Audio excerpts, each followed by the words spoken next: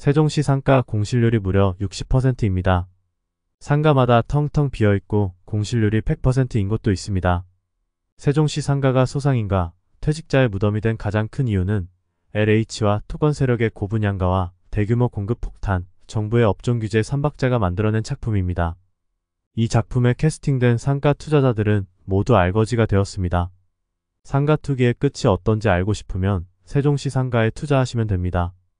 안녕하세요. 김부자TV입니다. 구독과 좋아요 꼭 눌러주시고 자주 방문해주세요. 오늘은 우리나라에서 가장 인기 있던 도시 미래의 강남을 꿈꾸며 아파트 가격 상승 전국 1위 찍었던 그 도시 바로 세종시입니다. 세종시는 2012년 수도권 인구 분산과 국토 균형 발전을 위해 서울 대체 도시로 만들어졌습니다. 하지만 현재 세종시는 아파트 투기, 상가 투기로 인해 살고 싶지 않은 곳, 머물고 싶지 않은 곳으로 변해가고 있습니다.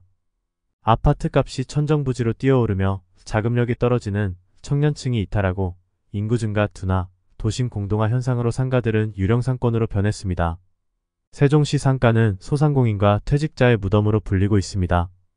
불과 6년 7년 전만 해도 세종시가 미래의 강남이 될 거라는 기대에 부풀어 부동산 붐이 일면서 점포 분양이 완판되고 분양가의 웃돈까지 붙으며 팔려나갔습니다.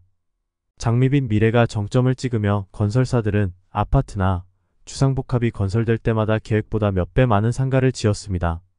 마침 아파트 가격도 전국 상승 1위를 찍으며 자고 일어나면 수천만 원씩 오르는 상황이어서 상가 분양하기에 최적의 타이밍이었습니다.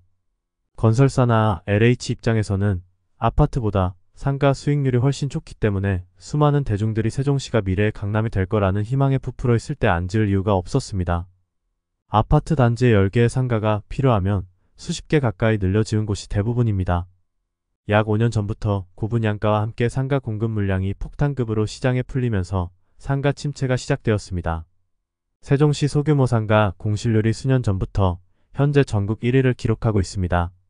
한국부동산원이 발표한 23년 2분기 기준 세종시 소규모 상가 공실률이 전국 최고인 15.7%를 기록했습니다. 전국 평균 공실률 6.9%에 비해 거의 2.5배 가까이 높습니다. 지역별로 보면 상황은 더욱 심각합니다. 보람동 세종시청 인근 금강변 특화 상가의 경우 60.5%, 한솔동 56.25%, 태평동 55.42%로 금강변 특화 상가의 공실률이 가장 심각합니다. 한 개 상가 공실률이 아니고 한 지역동 전체의 공실률이 60% 가까이 됩니다. 즉 10곳 중에 6곳이 텅텅 비어 있습니다. 건물을 지은 지 5년이 넘었지만 임대를 한 번도 못한 곳이 수두룩합니다.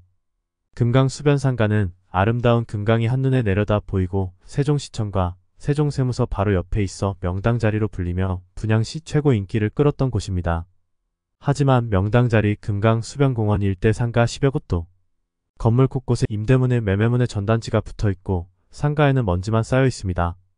점심시간에 일부 공무원들만 찾을 뿐 주중 저녁이나 주말에 찾는 사람이 거의 없습니다. 도심 공동화 현상이 심각합니다. 1층 상가도 입점이 한 번도 안 된 곳이 차고 넘칩니다. 세종시청 맞은편에 위치한 3층짜리 이 상가의 경우 점포 40개 중에 36곳이 텅 비어 있습니다. 2층 3층은 한 곳도 임대가 안 되어 있어 공실률이 무려 90%에 달합니다. 올해 6월 통계청이 발표한 국내 이동 통계에 따르면 세종시 전입자보다 전출자가 더 많았습니다. 전출자가 더 많은 것은 2020년 이후 3년 만에 있는 일입니다. 인구 증가율이 줄어드는 것도 향후 공실률 문제를 더욱 심각하게 만들 겁니다. 2016년 상가를 분양받은 후 음식점을 운영하는 김 사장은 금강뷰가 나오고 관공서가 인접해 있어 장사가 잘 될 줄 알고 분양받았는데 식당에 밥 먹으러 오는 손님이 거의 없다. 퇴직금에 대출까지 받아 분양받았지만 망했다고 하소연했습니다. 세종 대표 상권인 나성동 어반아트리움도 준공 5년이 되도록 텅텅 비어 있습니다. 세종의 가로수길이라고 불리는 어반아트리움 피오 블록 상가 건물 1층 76개 중에 66곳이 비어 있습니다. 분양 당시 1층 상가는 평당 1억에 LH가 분양했습니다. 이건 강도가 따로 없네요. LH는 허허벌판이던 세종시 땅을 저가에 사서 무려 서울 상가 가격으로 팔았습니다. 현재 10평 넘는 상가의 경우 보증금이 3천만 원이고 임대료가 300만 원인데 들어올 임차인이 없습니다. 상가 주인은 10억 넘게 고가 분양을 받았기 때문에 공실에도 불구하고 이자도 감당하기 힘들어 임대료를 무작정 낮출 수도 없는 상황입니다. 세종시 수천채 상가 투자자들은 평생 피땀으로 모은 돈, 퇴직금을 단 한 번의 잘못된 투자로 날려 노후 파산에 이르렀습니다. 7억짜리 상가면 대출 제한도 없어 최소한 시가의 70% 80%로 나왔을 것이고 대출 5억의 연이자 7%만 되어도 월에 290만원입니다. 월 이자 290만원에 여기에 원리금 상환까지 하면 대부분 가정은 파산하고 맙니다. 경매를 내놔도 낙찰률이 0%입니다. 7억짜리 상가를 1억에 내놔도 아무도 안 삽니다. 세종시 상가가 싸다고 몇 년 전 경매 받았던 사람들 지금 피눈물 흘리고 있습니다. 금강수변 상가 구역은 분양시 세종시 지구단 2계획에 따라 음식점, 슈퍼마켓, 제과점 등으로 입주업체가 제한되었습니다. 행정도시 경관미를 살리고 환경보호 차원에서 금강변 상가들의 업종 제한을 둔 것이 세종상가의 몰락을 더욱 가속화시켰습니다. 7월 말 기준 세종시 인구는 38만 명으로 인접한 충남 공주시 10만 명보다 3.8배나 많습니다. 하지만 숙박시설은 공주시가 3201실이지만 세종시는 2792실로 오히려 적습니다. 작년 기준 세종시 방문객이 200만 명 가까이 되지만 신도심 내 숙박시설은 고작 5곳 705실에 불과합니다. 신도심 1박 숙박비도 11만 20만원 선입니다.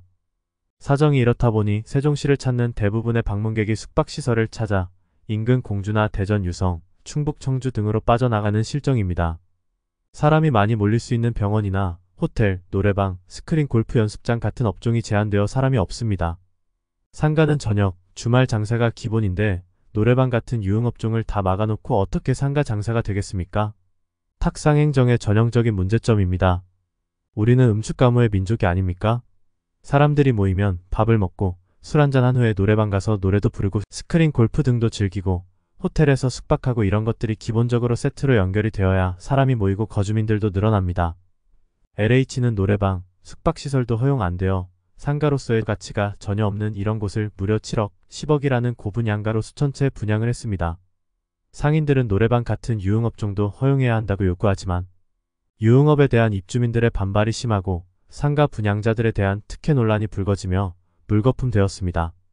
공실로 인한 상권 공동화 문제가 수년째 지속되자 시 정부도 이를 해결하기 위해 30호실 미만 소형 호텔이나 호스텔을 허용하는 방향으로 검토하고 있습니다. 또한 비어있는 신도시 내 일부 상가 건물을 소규모 숙박시설로 활용하는 방안도 추진 중에 있습니다. 이미 수만 가구 유령 상가가 있는데 지금도 상업용지 분양이 계속 이뤄지고 있습니다. 더 심각한 건 아직 대기 중인 상업용지 분양 물량이 엄청납니다. 올해 상반기 지어진 나성동 주상복합 4개 단지의 경우 3,500가구 규모인데 단지 내 상가수가 무려 1,000개에 달합니다. 건설사는 끊임없이 상가를 지어 물량 폭탄을 받을 호구들을 모집 중에 있습니다. 이런 정신 나간 일들이 지금 대한민국 곳곳에서 일어나고 있습니다. 어디서 많이 본 것 같지 않나요? 중국 부동산이 망한 것과 똑같습니다. 유령 아파트 수만 가구가 이미 있는데 바로 옆에 또다시 수천 채를 지어 거품을 만들어 중국 경제를 이끌어가던 것과 다를 바 없습니다. 그 거품의 마지막 꼭지점에서 물량을 받은 서민들은 다 망하고 맙니다. 행복도시라는 슬로건을 내걸고 출범한 지 10년이 넘었지만 세종시는 소상공인, 퇴직자의 무덤으로 불리고 있습니다. 우리나라는 출산율 0.7로 인구 소멸 1호 국가입니다. 정말 신중하게 투자하셔야 합니다. 나주역 신도시 상가 공실률이 무려 70%입니다. 상가마다 텅텅 비어있고 공실률이 100%인 곳도 넘쳐납니다. 나주역 신도시 상가가 소상공인과 퇴직자의 무덤이 된 가장 큰 이유는 토건 세력의 고분양가와 대규모 공급 폭탄이 만들어낸 작품입니다. 묻지마 투자에 동참한 상가 투자자들은 모두 알거지가 되었습니다. 지역 균형 발전을 위해 광주 전남 공동역 신도시로 개발된 나주빛가람역 신도시가 조성된 지 10년 되었습니다. 녹지 공간도 많고 호수와 공원, 멋진 새 건물까지 계획도시라 너무 멋지지 않나요? 나주 혁신도시에 가면 최고층 31층 한국전력공사 사옥부터 한전 KPS와 한전 KDN 등 공공기관 및 각종 상업용 건물들로 빼곡히 들어서 삐까 번쩍합니다. 하지만 안으로 들어가 보면 대형 빌딩 건물 곳곳은 텅텅 비어있고 핵심 대지는 공사가 진행이 안 돼 허허벌판에 잡초만 무성한 채 수년째 방치되고 있습니다.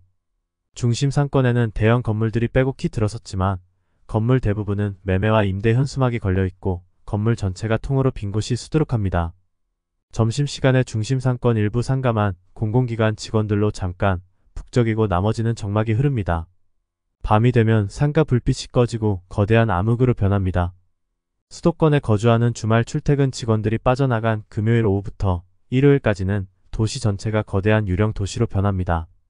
한때 전라남도의 강남이라고 불리며 전국 땅값 상승률 1위를 찍었던 나주역 신도시에 무슨 일이 벌어지고 있을까요? 10년 전 나주역 신도시는 10개의 혁신도시 중 한국전력, 농어촌공사, 농수산식품유통공사 등 제일 많은 16개 공공기관이 이전하였습니다. 미국의 실리콘밸리나 일본의 기업도시 도요타시와 같은 첨단산업혁신단지를 지역에 만들겠다는 목표를 가지고 시작되었습니다. 당시 상권이라고 할 만한 것도 없었는데 한전이 들어오면서 지역 전체가 축제날처럼 들썩들썩했습니다. 한전 등 16개 기관 6,800여 명이 이전하며 전남 나주와 광주 일대는 혁신도시 효과가 가장 크게 기대되었습니다.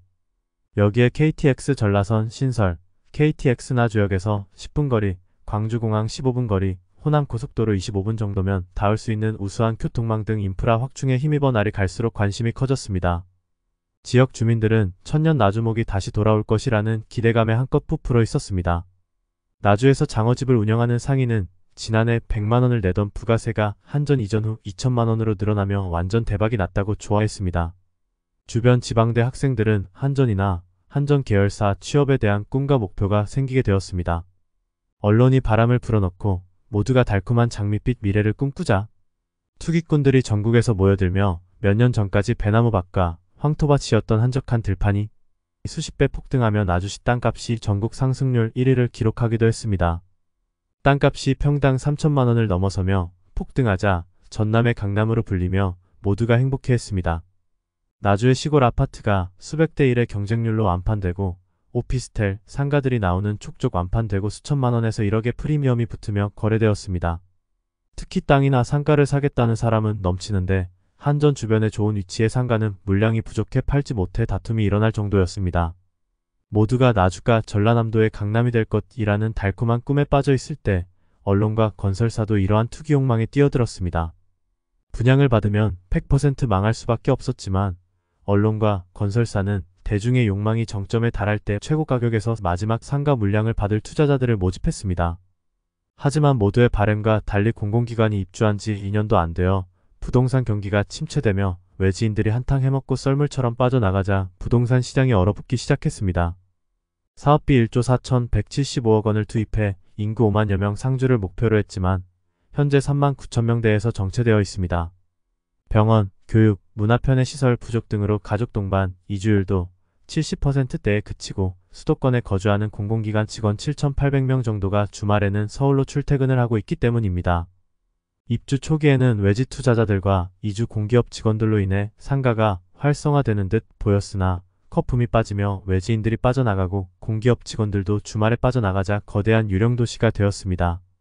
지역 균형 발전이라는 기존 취지와 달리 대부분 공기업 직원들에게 외면을 받아 주말에 정주를 하지 않고 주중에 일하러만 오니 상권이 완전히 죽게 되었습니다. 희망이 사라지자 공실률이 70%에 달하면서 뒤늦게 투자에 뛰어든 건물주와 세입자들이 경제적 어려움을 겪고 있습니다. 대출금을 갚지 못해 우울증에 걸리고 장사가 안 돼서 극단적인 선택을 한 경우도 있습니다. 현재 나주역 신도시 상가 공실률이 무려 70%에 달합니다. 10곳 중 7곳은 텅텅 비어 있습니다. 중심상업지구를 제외한 대부분의 건물은 텅텅 비어 있습니다. 중심지역 1층 상가의 경우도 곳곳에 임대문에 현수막이 붙어 있습니다. 어떤 곳은 특별한 혜택 임대라고 되어 있는데 일부 건물주는 1년 동안 임대보증금 없이 관리비만 내고 상가를 이용하도록 하고 있지만 이마저도 장사가 안 되어 들어오는 사람이 없습니다. 대형 프랜차이즈조차 견디지를 못하고 망해 나가고 수차례 업종 변경하다가 결국 폐업 수순을 밟는 어려운 상황입니다. 김 씨는 2016년 25평 크기 상가 2곳을 분양받았습니다. 혁신도시의 장밋빛 미래를 믿고 퇴직금과 노후자금의 대출까지 받아 10억을 투자했습니다. 현재 한 곳은 다행히 중심상가에 있어 버티고 있지만 상가 한 곳은 6년째 비어 있습니다. 상가 2곳의 원리금과 관리비 등으로 월 350만원 이상 나갑니다. 모아놓은 돈도 없고 상가는 팔고 싶어도 팔리지도 않고 매달 숨만 쉬어도 나가는 돈 때문에 정말 죽고 싶은 심정입니다. 인근의 대형 상가를 분양받은 A씨는 6년째 세입자를 찾지 못하고 있습니다. 장사로 번 돈을 빈 상가의 이자와 관리비로 쏟아붓고 있습니다. 관리비, 원리금도 제대로 못 내 부도가 나게 생겼어요. 벌어서 거기에 메꾸느라고 힘들어요. 한 달 수백만 원의 이자를 감당하지 못해서 A씨는 경비일을 시작했습니다. 3년 전에는 한 상인이 경제적인 어려움으로 우울증을 앓다가 극단적인 선택까지 했습니다. 나주역 신도시 상가가 죽게 된 가장 큰 원인은 상가 분양 물량이 폭탄급으로 공급되었기 때문입니다. 인구 39,200명 도시에 상가 6,000개가 공급되었습니다. 인구 6.5명당 상가 한 채 꼴입니다. 이건 말 그대로 상가 폭탄이네요. 도대체 공무원들은 무슨 생각으로 일을 하는지 모르겠습니다. 혁신도시 인구 1인당 상가 면적에서 나주는 28.12로 경북 김천 8.2, 대구 9.12, 강원 원주 8.92 등 다른 혁신도시보다 넓습니다. 높은 공실률은 도시개발 주체인 전남개발공사, 광주도시공사, LH가 지구단위계획 변경 시 땅 장사를 위해 주상복합 용지를 상업용지로 바꾸고 지식산업센터의 근린생활시설 용지를 30%까지 허용하면서 상가가 과잉 공급되었습니다.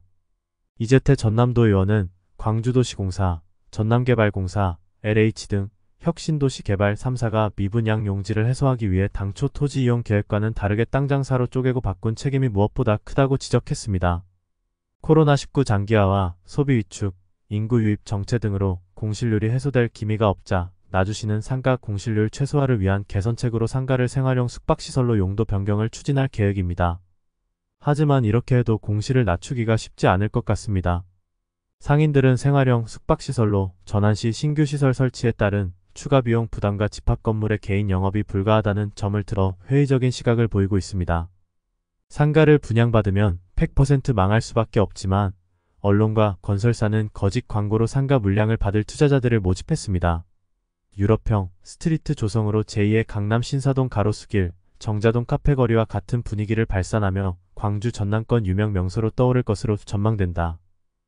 호수공원 이용객들로 추중, 주말 인근 지역 흡수, 집객 효과가 뛰어나며 지가 상승으로 인한 상가 가격 상승 및 고임대 수익을 보장할 수 있어 일거양득 효과를 톡톡히 보고 있다.